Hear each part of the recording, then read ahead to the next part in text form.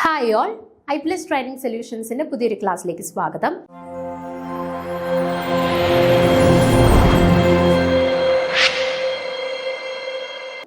ഇന്ന് നമ്മൾ പഠിക്കാൻ പോകുന്ന കൺസെപ്റ്റ് ഐസോ ഇലക്ട്രോണിക് സ്പീഷീസ് ആണ്. ഓക്കെ, അപ്പം നമുക്ക് മിക്ക പരീക്ഷാ പേപ്പറുകളിലും ഐസോ ഇലക്ട്രോണിക് സ്പീഷീസിനെ ഐഡന്റിഫൈ ചെയ്യുക അല്ലെങ്കിൽ ഐസോലോബൽ സ്പീഷീസിനെ ഐഡന്റിഫൈ ചെയ്യുക എന്നുള്ള രീതിയിൽ ക്വസ്റ്റ്യൻസ് വരാറുണ്ട്. ഓക്കെ, അപ്പം നമുക്ക് ഈ ഒരു സെക്ഷനിൽ ഇന്നത്തെ സെക്ഷനിൽ നമുക്ക് ഐസോ ഇലക്ട്രോണിക് സ്പീഷീസിനെ പരിചയപ്പെടാം. ദെൻ ഐസോലോബൽ സ്പീഷീസുകളെയും ഐസോ സ്ട്രക്ചറൽ സ്പീഷീസുകളൊക്കെ നമുക്ക് ഒരു സെപ്പറേറ്റ് സെക്ഷനായിട്ട് വരെ ഡിസ്കസ് ചെയ്യും. ഓക്കെ, അപ്പം ഇന്നത്തേതിൽ നമ്മൾ മെയിൻലി കോൺസെൻട്രേറ്റ് ചെയ്യുന്നത് ഐസോ ഇലക്ട്രോണിക് സ്പീഷീസുകളെയാണ്. അപ്പോൾ ഈ പേര് കേട്ടിട്ട് നിങ്ങൾക്ക് എന്താ തോന്നുന്നത്? ഐസോ ഇലക്ട്രോണിക് സ്പീഷീസ്.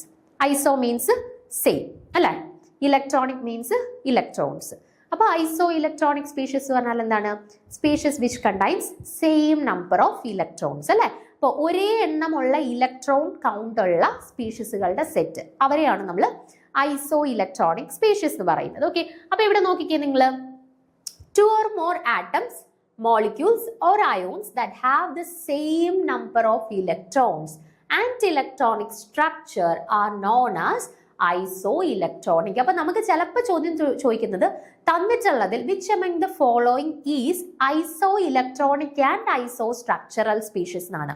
അപ്പൊ ഇലക്ട്രോൺസിന്റെ കൗണ്ടും സെയിം ആയിരിക്കണം, അതേപോലെ അവരുടെ സ്ട്രക്ചറും ഐഡന്റിക്കൽ ആയിരിക്കണം. ഓക്കെ, അപ്പൊ ഒന്ന് സ്ക്വയർ പ്ലാനാർ ആണെങ്കിൽ അടുത്തയും സ്ക്വയർ പ്ലാനാർ, ഒന്ന് ടി ഷേപ്പ് ആണെങ്കിൽ അടുത്തതും ടി ഷേപ്പ്, അങ്ങനെ കേട്ടോ. അപ്പൊ ഇലക്ട്രോൺസിന്റെ കൗണ്ടും സെയിം, അതുപോലെ സ്ട്രക്ചറും ഐഡന്റിക്കൽ ആയിട്ട് വരുന്നത് അങ്ങനെ സ്പെസിഫൈ ചെയ്ത് പറയും. ചിലത് ഐസോ ഇലക്ട്രോണിക് എന്ന് പറയുമ്പോൾ നമ്മൾ ഇലക്ട്രോണിക് കൗണ്ട് മാത്രം കൺസിഡർ ചെയ്താൽ മതി. അത് ഞാൻ ക്വസ്റ്റ്യൻസ് വരുന്ന സമയത്ത്, എക്സാമ്പിൾസ് വരുന്ന സമയത്ത് ഡീറ്റെയിൽ ആയിട്ട് പറഞ്ഞുതരാം കേട്ടോ. അപ്പൊ ഇപ്പൊ ഇത്രയും ഓർത്ത് വെച്ചേക്കുക, സെയിം നമ്പർ ഓഫ് ഇലക്ട്രോൺസ് ഉള്ള പെയർസിനെയാണ് ഐസോ ഇലക്ട്രോണിക് പെയർസ് എന്ന് പറയുക. Okay, isoelectronic species typically have the same chemical properties. Thus, the atoms or ions with the same electronic configurations are said to be isoelectronic to one another.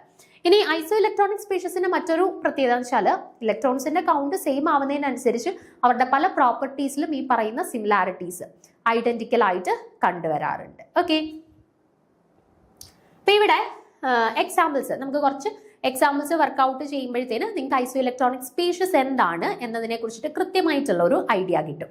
നോക്കിക്കേ, some of the examples of isoelectronic species are of follows. അപ്പൊ ഇവിടെ ഞാൻ എടുത്തേക്കുന്ന രണ്ട് pair Na പ്ലസും F മൈനസും ആണ്. Na പ്ലസും F മൈനസും. നോക്കിക്കേ,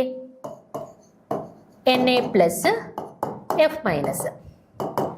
Na പ്ലസ് സോഡിയത്തിന്റെ അറ്റോമിക് നമ്പർ എന്താണ്? 10 ആണ് അല്ലെ. സോഡിയത്തിന്റെ അറ്റോമിക് നമ്പർ 10 ആണ്. ഫ്ലൂറിന്റെ അറ്റോമിക് നമ്പർ എത്രയാണ്? 11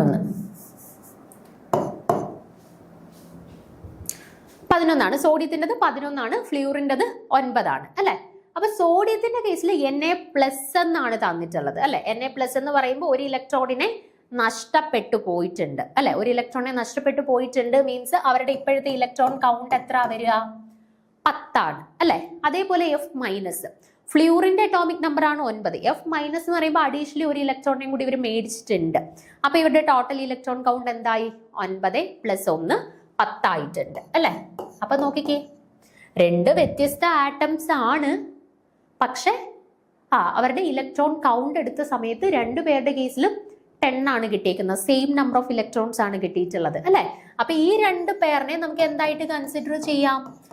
ഐസോ ഇലക്ട്രോണിക് പെയർസ് ആയിട്ട് ഇവരെ നമുക്ക് കൺസിഡർ ചെയ്യാം. അപ്പൊ എന്താണ് ഐസോ ഇലക്ട്രോണിക് പെയർസ് എന്നുള്ളത് മനസ്സിലായോ? ഓക്കെ, അടുത്ത ഒരു എക്സാമ്പിൾ നോക്കാം. N3 minus Al3 plus Mg2 plus N3 minus, ഈ 4 പേരുടെ കേസ് ഒന്ന് കൺസിഡർ ചെയ്ത് നോക്കിക്കേ. നൈട്രജന്റെ കേസിൽ അറ്റോമിക് നമ്പർ വരുന്നത് 7 ആണ് അല്ലെ. ആൻഡ് N3 മൈനസ് വരുന്ന സമയത്ത്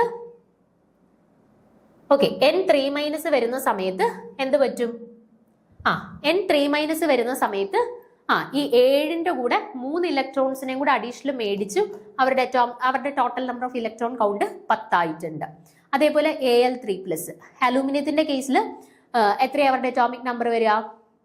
13 ആണ് വരുന്നത്. Al3 പ്ലസ് ആവുമ്പോൾ 3 ഇലക്ട്രോണിനെ നഷ്ടപ്പെട്ടിട്ടുണ്ട്. അപ്പൊ ആ 13ൽ നിന്ന് 3 ഇലക്ട്രോണിനെ നഷ്ടപ്പെട്ട് കഴിയുമ്പോൾ അവരുടെ ടോട്ടൽ നമ്പർ ഓഫ് ഇലക്ട്രോൺസ് 10 ആയിട്ട് മാറി അല്ലെ. അതേപോലെ Mg2+. മഗ്നീഷ്യം 12 ആണ് അറ്റോമിക് നമ്പർ വരുന്നത്. 2+ എന്ന് പറയുമ്പോൾ 2 ഇലക്ട്രോൺ നഷ്ടപ്പെട്ടിട്ടുണ്ട്. 12ൽ നിന്ന് 2 ഇലക്ട്രോണിനെ നഷ്ടപ്പെട്ട് കഴിഞ്ഞാൽ അവരുടെ ടോട്ടൽ ഇലക്ട്രോൺ കൗണ്ട് എത്ര ആയിട്ട് മാറി? 10 ആയിട്ട് മാറിയിട്ടുണ്ട് അല്ലെ. അടുത്തത് ഓക്കെ, ആ 3 എണ്ണം. അപ്പൊ നോക്കിക്കേ, N3- Al3+, Mg2+. 3 വ്യത്യസ്ത ആളുകളായിരുന്നു അല്ലെ. പക്ഷെ 3 പേരുടെയും ടോട്ടൽ ഇലക്ട്രോൺസിനെ കൗണ്ട് ചെയ്ത സമയത്ത് എന്താണ് നമുക്ക് കിട്ടിയിട്ടുള്ളത്? 10 ഇലക്ട്രോൺസ് ആണ് നമുക്ക് കിട്ടിയിട്ടുള്ളത് അല്ലെ. സോ നമുക്ക് പറയാം ഈ 3 പേരും എന്താണ്? ഐസോ ഇലക്ട്രോണിക് സ്പീഷീസ് ആണ് എന്ന് പറയാം അല്ലെ. ഇനി OH- H2O നോക്ക്. OH- H2O.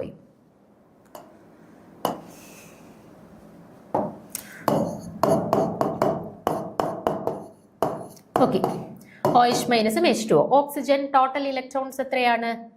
ഓക്സിജനകത്ത് ടോട്ടലി 8 ഇലക്ട്രോൺസ് ഉണ്ട് അല്ലെ. ഓക്കെ, അടുത്ത ഹൈഡ്രജന്റെ കേസിൽ എത്ര ഇലക്ട്രോൺസ് ഉണ്ട്? 1 ഇലക്ട്രോൺ ഉണ്ട്. ഇനി ഒരു നെഗറ്റീവ് ചാർജ് ഉണ്ടല്ലോ, so +1 which is equal to 8 1 9 9 1 10 electrons എന്ന് കിട്ടി അല്ലെ. അപ്പൊ അവരുടെ കേസിൽ ടോട്ടൽ ഇലക്ട്രോൺ കൗണ്ട് നമുക്ക് 10 എന്ന് കിട്ടി. ഇനി H2O കേസിൽ ടോട്ടൽ ഇലക്ട്രോൺസിന്റെ കൗണ്ട് ഒന്ന് നോക്കിക്കേ. ഓക്സിജന്റെ കേസിൽ എത്ര ഇലക്ട്രോൺസ് ഉണ്ട്? ഓക്സിജന്റെ കേസിൽ 8 ഇലക്ട്രോൺസ് ഉണ്ട്. 2 ഹൈഡ്രജൻസ് ഉണ്ട് അല്ലെ. ഇപ്പൊ 2 ഹൈഡ്രജൻസിന്റെ കേസിൽ ഒരു ഹൈഡ്രജന്റെ കയ്യിൽ നിന്ന് 1, അടുത്ത ഹൈഡ്രജന്റെ കയ്യിൽ നിന്ന് 1. ടോട്ടൽ ഇലക്ട്രോൺസ് എത്ര കിട്ടി? 10 ഇലക്ട്രോൺസ് എന്ന് കിട്ടി അല്ലെ. അപ്പൊ H2Oയും OH- എന്താണ്? ഐസോ ഇലക്ട്രോണിക് സ്പീഷീസ് ആണ്. ബിക്കോസ് 2 പേരുടെ കേസിലും 10 ഇലക്ട്രോൺസ് ആണ് ടോട്ടലി വന്നിട്ടുള്ളത് അല്ലെ. സോ ഇവർ 2 പേരും നമുക്ക് ഐസോ ഇലക്ട്രോണിക് പെയർസ് ആയിട്ട് കൺസിഡർ ചെയ്യാം. 18 അല്ല, 10 ആണ്. 10. ഓക്കെ, അടുത്തത് in the case of CO3- and NO3-. അടുത്ത എക്സാമ്പിൾ ആയിട്ട് എടുത്തിട്ടുള്ളത് CO3 2- NO3- ആണേ. CO3 2- NO3-. ഓക്കെ, നോക്കിക്കേ, CO3 2- കാർബൺ എത്ര ഇലക്ട്രോൺസ് ഉണ്ട്? 6 ഇലക്ട്രോൺസ് ഉണ്ട് അല്ലെ. ഓക്സിജന്റെ കയ്യിൽ എത്ര ഇലക്ട്രോൺസ് ഉണ്ട്? 8 ഇലക്ട്രോൺസ് ഉണ്ട്. ഇവിടെ 3 ഓക്സിജൻ ഉണ്ട്. സോ 8 × 3 പ്ലസ് ഇവിടെ -2 ഉണ്ട്. അപ്പൊ 2 ഇലക്ട്രോണിനെ അഡീഷണലി മേടിച്ചിട്ടുണ്ട്. അപ്പൊ +2. അപ്പൊ ടോട്ടൽ ഇലക്ട്രോൺ കൗണ്ട് എത്രയായി? 6 + 24 + 2, അതായത് 24, 6 30, 30 32 ഇലക്ട്രോൺസ് എന്നായിട്ടുണ്ട് അല്ലെ. ഇനി NO3- കേസിൽ നോക്കിക്കേ, നൈട്രജന്റെ കയ്യിൽ 7 ഇലക്ട്രോൺസ് ഉണ്ട്. ഓക്സിജന്റെ കയ്യിൽ 8 ഇലക്ട്രോൺസ് ഉണ്ട്. 3 ഓക്സിജൻ ഉണ്ട്. ഒരു നെഗറ്റീവ് ചാർജ് മീൻസ് 1 ഇലക്ട്രോണിനെയും കൂടെ അവർ മേടിച്ചിട്ടുണ്ട്. അപ്പൊ 7 + 8 × 3 24 + 1 എത്രയാ? 24, 7, 31, 31 1 32. ഓക്കെ, അപ്പൊ 2 പേരുടെ കേസിലും ടോട്ടൽ ഇലക്ട്രോൺസ് കൗണ്ട് എത്രയാ കിട്ടിയത്? CO3 2- കേസിലും 32 ഇലക്ട്രോൺസ് എന്ന് കിട്ടി. NO3- കേസിലും 32 ഇലക്ട്രോൺസ് എന്ന് കിട്ടി. ഓക്കെ, അപ്പൊ ഇവിടെ രണ്ടിടത്തും സെയിം നമ്പർ ഓഫ് ഇലക്ട്രോൺസ് ആണ്. അതുകൊണ്ട് തന്നെ 2 പേരും ഐസോ ഇലക്ട്രോണിക് സ്പീഷീസ് ആണ്. ഓക്കെ, ഒരു എക്സാമ്പിൾ ഇവിടെ നോക്കാം. PO4 3- SO4 2-. Okay, PO4 3-. PO4 3- നോക്കിക്കേ, ഫോസ്ഫറസിന്റെ കേസിൽ അവരുടെ അറ്റോമിക് നമ്പർ 15 ആണ്. So total electron count 15. Okay, 4 oxygen ഉണ്ട്. അപ്പൊ 8 × 4 3- അല്ലേ. അപ്പൊ 3 ഇലക്ട്രോണിനെ മേടിച്ചിട്ടുണ്ട്. അപ്പൊ 15 + 32 + 3 എത്ര വന്നു? 5, 6, 7, 8, 9, 10, 1 50 ഇലക്ട്രോൺസ് എന്ന് വന്നു അല്ലെ. അപ്പൊ PO4 3- കേസിൽ 50 ഇലക്ട്രോൺസ് ഉണ്ട് എന്ന് കിട്ടി. അടുത്ത എന്താ? SO4 2-. ഓക്കെ, നോക്കിക്കേ, SO4 2-. സൾഫറിന്റെ അറ്റോമിക് നമ്പർ എത്രയാണ്? സൾഫറിന്റെ അറ്റോമിക് നമ്പർ 16 ആണ്. അപ്പൊ 16 ഇലക്ട്രോൺസ് അവൈലബിൾ ആയിട്ടുണ്ട്. പ്ലസ് 4 ഓക്സിജൻ, ഒരു ഓക്സിജനിൽ നിന്ന് 8. So 8, 16, 24 32 electrons. പിന്നെ ഒരു -2 ചാർജ് ഉണ്ട്. സോ 2 ഇലക്ട്രോൺസിനെയും കൂടെ എക്സ്ട്രാ മേടിച്ചിട്ടുണ്ട്. അപ്പൊ 2, 6, 7, 8, 9, 10, 1, 3, 4, 1, 5. അവരുടെ കേസിലും എത്ര ഇലക്ട്രോൺസ് ആണെന്ന് കിട്ടി? 50 ഇലക്ട്രോൺസ് ആണെന്ന് കിട്ടി അല്ലെ. അപ്പം PO4 3- കേസിലും 50 ഇലക്ട്രോൺസ് ഉണ്ട്. SO4 2- കേസിലും 50 ഇലക്ട്രോൺസ് ഉണ്ട് അല്ലെ. അപ്പൊ 2 പേരുടെ കേസിലും സെയിം നമ്പർ ഓഫ് ഇലക്ട്രോൺസ് ആണ്. സോ നമുക്ക് പറയാം PO4 3- ആൻഡ് SO4 2- ഇവരും എന്താണ്? ഐസോ ഇലക്ട്രോണിക് പെയർസ് ആണെന്ന് പറയാം. ഓക്കെ, അപ്പൊ ഐസോ ഇലക്ട്രോണിക് പെയർസ് എന്താണ് എന്നുള്ളതിനെ കുറിച്ചിട്ട് ഒരു ഐഡിയ കിട്ടിയിട്ടുണ്ടല്ലോ. അപ്പൊ ഐസോ ഇലക്ട്രോണിക് പെയർസ് എന്ന് ചോദിച്ചു കഴിഞ്ഞാൽ നമുക്ക് ഐഡന്റിഫൈ ചെയ്യാൻ പറ്റും അല്ലെ. ഇനി ഐസോലോബൽ സ്പീഷീസ് എന്താണ്? അതുമായിട്ട് ബന്ധപ്പെട്ട കാര്യങ്ങളൊക്കെ നമുക്ക് അടുത്ത ഒരു സെക്ഷനായിട്ട് ഡിസ്കസ് ചെയ്യാം. ഓക്കെ, അപ്പോൾ ഇത് കൃത്യമായിട്ട് മനസ്സിലാക്കിയിരിക്കുക. സിമ്പിൾ ചോദ്യമാണ്, പക്ഷെ മിക്ക പരീക്ഷകൾക്കും ചോദിക്കാറുണ്ട്. നമുക്ക് എന്തായാലും മാർക്ക് സ്കോർ ചെയ്യാൻ പറ്റുന്ന ഒരു ചോദ്യം കൂടിയാണ് കേട്ടോ. അപ്പോൾ ഇത് കൃത്യമായിട്ട് നോക്കുക. അപ്പോൾ അടുത്ത ക്ലാസ്സിൽ നമുക്ക് അടുത്തൊരു കൺസെപ്റ്റ് ഡിസ്കസ് ചെയ്യാം. Okay, thank you.